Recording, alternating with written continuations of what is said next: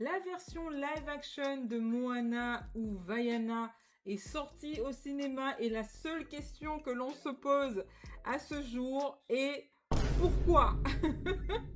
On réagit à la vidéo de Plot Time, c'est parti. Un nouveau remake live action vient de sortir du côté de Disney et la question qu'on est tous en droit de se poser est pourquoi? Mais oui.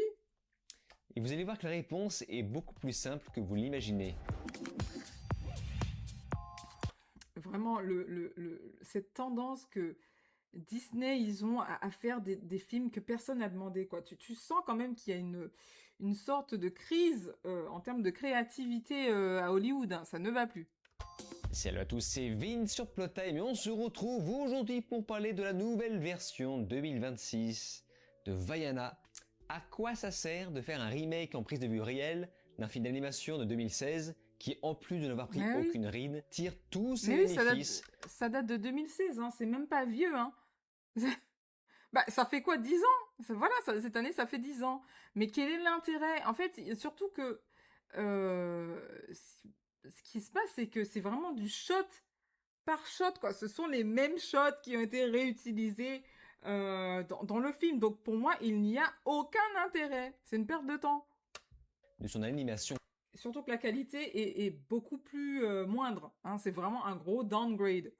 Cartoon. Artistiquement, bien sûr, ça n'a absolument aucun intérêt. Enfin si, voilà. Le seul intérêt est bien sûr financier. Et c'est d'autant plus bizarre de lancer un remake alors que la franchise d'animation originale est toujours en cours de production. Bah oui. On sait que Vaiana 3 est actuellement en développement. C'est vraiment le projet commercial le plus crasseux que je n'ai jamais vu tellement que les ficelles se voient par son aspect hybride. Oh, mais The Rock avec cette perruque.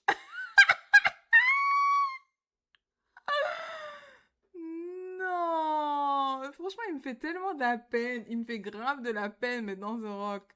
C'est vrai, là, il a perdu de sa superbe. Là, il est fatigué, il est vieux. Enfin, je suis sûre qu'il y avait quelqu'un d'autre, peut-être de plus jeune, de plus vraiment costaud, qui correspondait un peu plus physiquement au personnage de Maui. Je suis sûre que vous auriez pu caster quelqu'un comme ça, tu vois. Là, bon, je sais qu'il a fait la voix, mais pourtant, je l'apprécie en tant qu'acteur, mais là, c'est pas possible, quoi. La perruque, ils l'ont posée sur sa tête, quoi. Et encore, il n'y a pas assez de volume, je pense. Peut-être que c'est ça.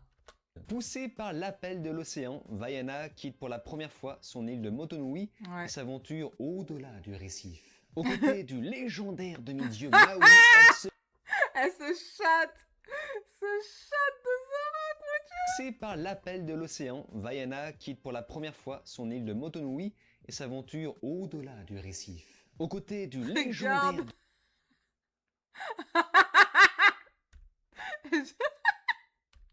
Je peux plus, je suis vraiment, vraiment la perruque,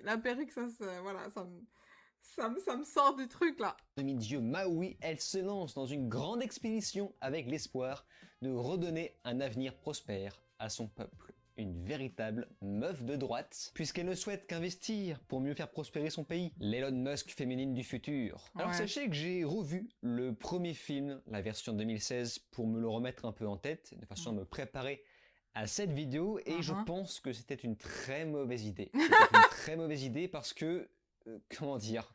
Bah, il a dû faire parce que comme il a vu, comme c'est pratiquement shot pour shot, tout de suite il a pu faire la comparaison, il a pu voir du moins les incohérences et il a pu aussi voir à quel point, surtout, je sais pas pourquoi, mais au niveau de la colorimétrie, c'est fade.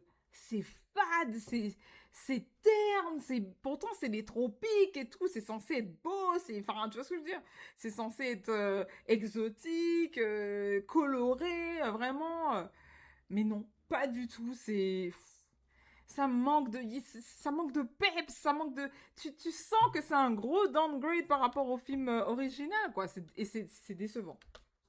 Le film commence sur un bon gros copier-coller dégueulasse, bien gras. Il continue sur un bon gros copier-coller dégueulasse et il se termine sur un bon gros copier dégueulasse. J'ai écrit dans mes notes quelque chose d'extrêmement pertinent, ce n'est pas un remake, c'est un remaster.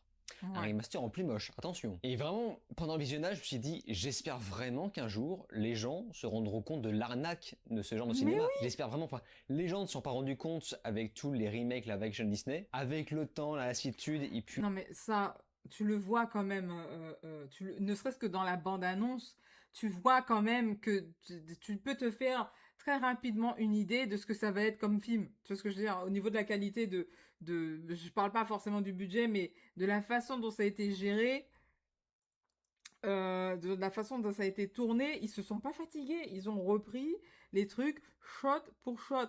C'est comme pour Last of Us, la série, où il y avait quand même des éléments où c'était repris en mode shot pour shot, et il y a d'autres éléments où c'était totalement inédit. Mais voilà quoi. voilà, toute cette histoire avec les Blanches-Neiges, la petite sirène et j'en passe. Bah oui. L'intérêt de l'animation 3D, c'était vraiment son dynamisme, ce côté pétillant, vivant, mouvementé, et c'est quelque chose que j'avais souligné Oh là dans là, ma mais critique du deuxième tu vois le downgrade quoi.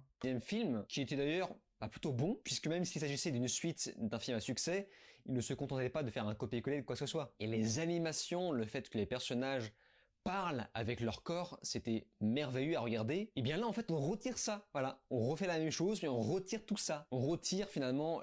Là, tout est surjoué en fait. C'est tout sauf naturel en fait. Le jeu d'acteur, franchement, c'est épuisant. L'âme, l'intérêt même d'un film d'animation Disney. Le seul avantage dans tout ça, c'est que ça m'a permis de savoir quand le film allait s'arrêter. Yes, c'est bientôt terminé. Parce qu'on s'est un petit peu chier, enfin, quand on a vu la première version, mais les gens qui ont, et ils sont nombreux, hein, les gens qui ont vu la première version, vraiment vous allez vous faire chier, hein, parce que c'est la même chose sans innovation. Et du coup, je me suis dit, ok, on approche d'ici, donc c'est bientôt la fin. Ouais, Génial. wow, trop cool, le générique de Super. fin. J'insiste, mais je ne comprends vraiment pas quel plaisir on peut tirer de ce genre de film si on a déjà vu la première version. Et le Bah plus oui. terrible dans tout ça, c'est que c'est tellement un copier-coller de chaque dialogue, chaque De plan, tout, chaque bah oui. musique. Ça n'apporte vraiment rien. Je ne comprends pas. Je comprends pas. Je comprends pas la stratégie de Disney là. Ils l'ont fait avec le truc du dragon là, et là ils refont la même chose. Blanche-Neige aussi. Enfin alors là, Blanche-Neige c'était une catastrophe, hein, mais mon Dieu. Concernant cette fameuse forme, on a tout un casting bien sûr ethnique. On a une Vaiana interprétée par une certaine Catherine Lagaya, qui est plutôt bien Ouais. choisie, voilà, elle est plutôt mignonne, Ouais, voilà, bon. les chansons passent bien. On a Pour moi, elle était sans plus. Voilà, je la vois pas. Encore une fois, j'arrive pas du tout à la voir dans le rôle. Je, voilà. Elle est sans plus. Elle est sans plus. Et pourtant, ethniquement, elle respecte, entre guillemets, ce qui est demandé. Et je ne suis pas pour autant impressionnée par la performance. On a un Dwayne Johnson qui reprend son rôle de Maui parce que oui, c'est lui en VO qui doublait ce personnage. Et Ouais. dans ce film, comme je l'en doutais, il ne se contente que de jouer son propre rôle, donc le Dwayne Johnson, pour Bah oui. changer. Et je ne l'ai jamais vu aussi peu investi dans Franchement, là, il arrive, il est en terrain conquis, quoi. Il est en terrain conquis, sauf que bon, pour moi, ça, encore une fois, ça n'a pas forcément pris parce que, ben, il est fatigué. Ça y est, là, The Rock, c'est le moment de commencer à faire autre chose, hein, je pense, hein. dans un film, il en a mais alors carrément rien à foutre. Après, peut-être que c'est la vieillesse, je sais pas, peut-être qu'il est un petit peu moins énergique qu'avant. Bon, le dopage il joue pour beaucoup pour son corps musculeux, mais je l'ai clairement pas senti investi, on sent qu'il s'est senti forcé de venir ici parce qu'il interprétait ce rôle à l'origine dans le doublage. Et c'est sans Ouais, parler mais... de son espèce de moumoute sur la tête qui est particulièrement compliqué, on dirait le capitaine Crochet, vraiment. C'est la moumoute du capitaine Crochet. En plus, c'est perturbant parce que ça rend sa tête encore plus ovale qu'elle en est déjà. Alors que le personnage d'origine avait une tête plutôt... Putain, j'ai essayé de pas trop critiquer la perruque parce que j'en porte aussi. Mais putain, lui, il s'en fiche, hein.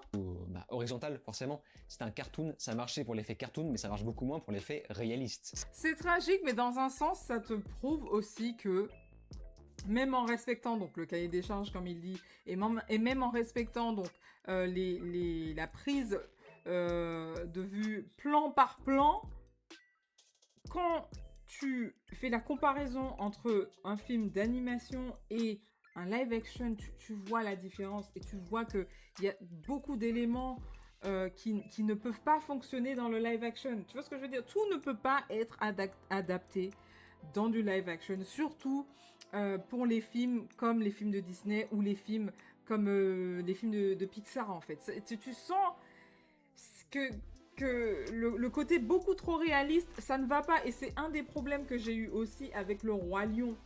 Tu vois, moi, j'ai perdu toute la magie du Roi Lion quand j'ai regardé les films en live action, parce que ce sont des vrais lions, donc ils n'ont pas vraiment les animations faciales, tu vois ce que je veux dire, ce petit peps qu'ils ont, ces petits mouvements saccadés.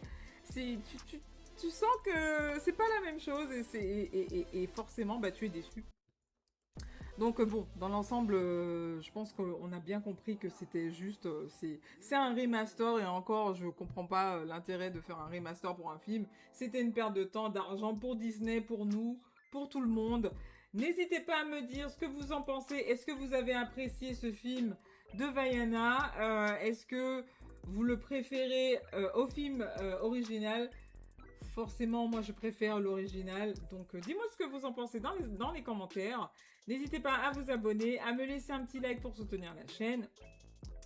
Et moi, je vous dis à la prochaine. Bye bye. Bye.